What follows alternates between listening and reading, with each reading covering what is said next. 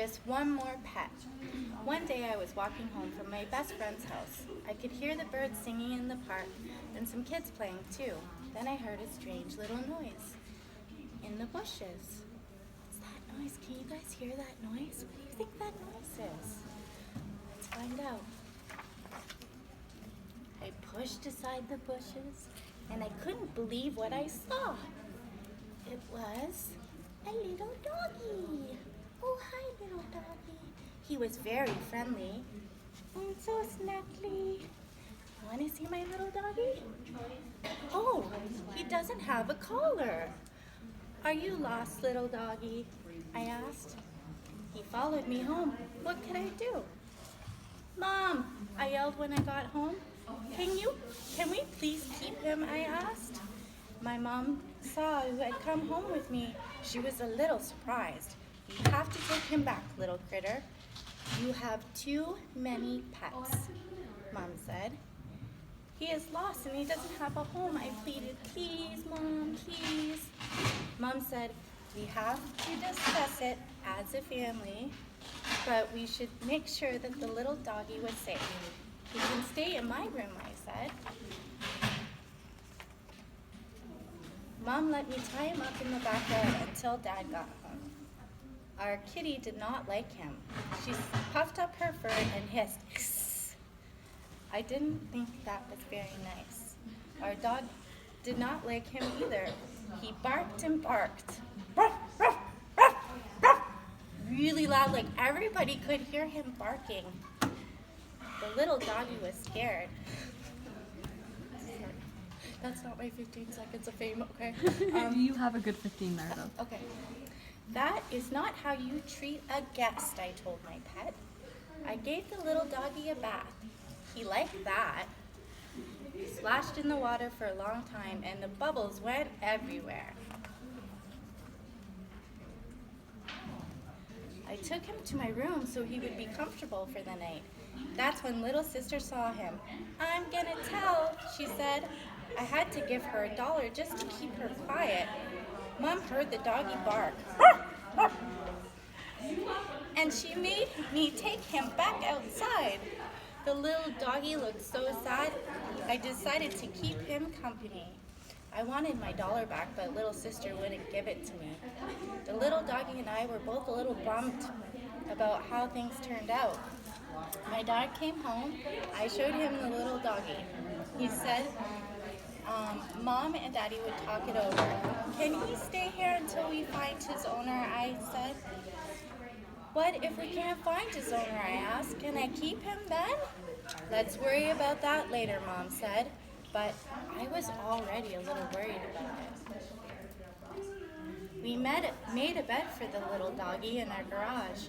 I sang him a good night song and asked him to go to sleep. But the doggy barked. Sorry. He sounded lonely and he sounded sad. I took my bath and got ready for bed, and the doggy still cried. Dad read a bedtime story to me. He could hear the doggy whine the whole time. He was scared. I tried to sleep, but I could still hear the doggy, and that made me feel sad. It took a long time for me to fall asleep. The next morning I went out to the garage to check on the doggy. He wasn't in his bed. He was gone. I looked all over the garage. I looked under things. I looked over things. And I still couldn't find him. He must have escaped through a crack in the door. I looked all around the yard. Here, doggy, doggy, doggy. Here, doggy, doggy, doggy. And I still could not find the doggy. And he didn't come. I asked my dog and kitty, do you know where the doggy is? They were no help at all. I ran next door to Mr. Rhino's house, Mrs. Rhino's house. Have you seen a little doggy in your yard? I asked. No, I haven't, but somebody pulled all the clean sheets off of my line, and she didn't look very happy.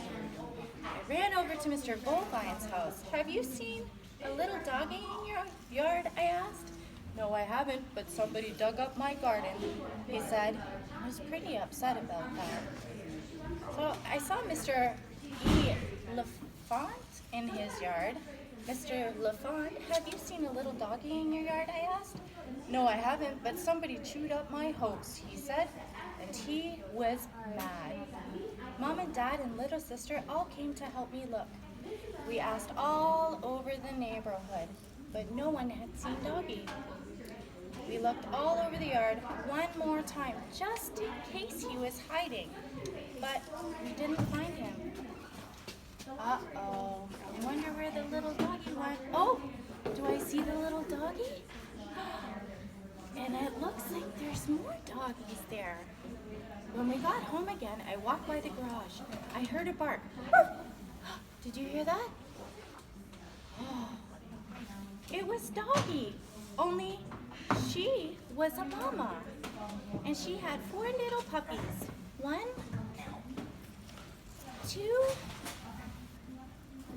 3. Oh, snuggle, snuggle, mommy, mommy, puppy. Do I have to press the red one? And 4. I called everybody. Oops, we have more doggies. Yeah. I said little sister was excited. Mom and Dad didn't say anything, but I bet they were excited too. Just then, a car drove up. Out of the car stepped a little girl and her mom. I had never seen them before. Have you seen a little lost dog? Asked the girl.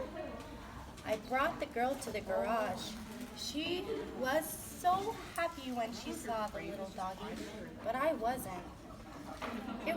It's my dog, she said. And I even have puppies too? Thank you for taking care of her. This time she didn't sound sad or lonely. She was very excited. The girl picked up a puppy and held it out for me. Would you like to have a puppy? After they get a little bigger, she asked. I asked my mom and dad if I could. Would one of my friends like to hold my puppy? Yeah, thank you. Who likes puppies? I love puppies. Oh, yeah. After they talked it over, Mom and Dad agreed. Yes, just one more pet.